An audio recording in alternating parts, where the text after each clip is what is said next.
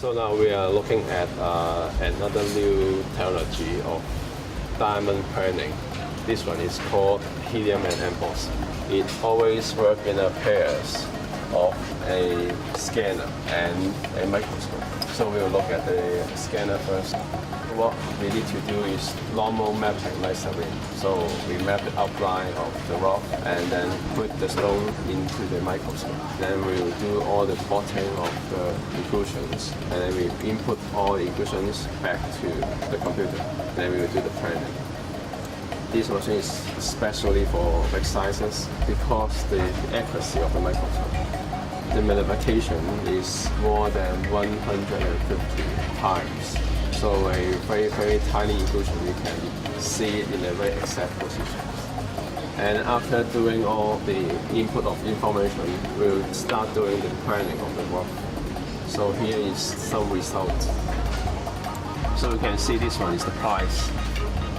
So we always choose the best options according to the value of the rock.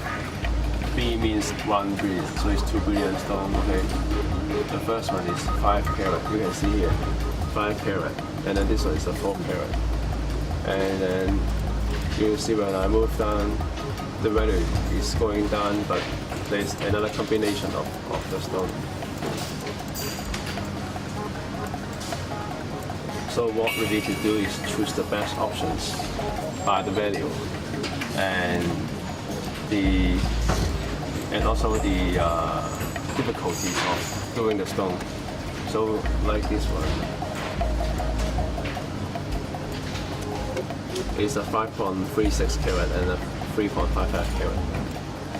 So with this one, with this inclusion inside the stone, so this one should be a VS1 stone, and the smaller stone should be, so you see there's nothing inside the stone. No, it should be. So according to the location, this one should be a VS2 stone. So we'll compare the price of it and then choose the best options. So for this one, it's a 5 carat and in blue color. And this one is a 4 carat. This one is in the green color. And you can see this dot is inside the bigger stone, the 5 carat. So this one should be a VS1 and this one should be a VS2. And it's very tricky that you can see we are getting rid of this tiny little feather inside the rock. So we can get a higher clarity of the polish and getting more money. Here we have the microscope called emboss.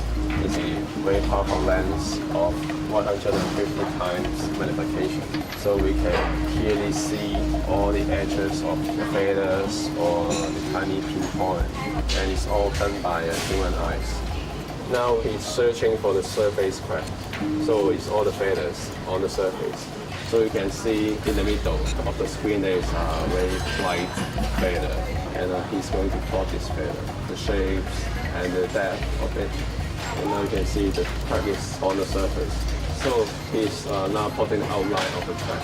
And then you can see how the crack looks inside the 3D model. So it's this one. So you can see the depth of the crack and then the shape of the crack.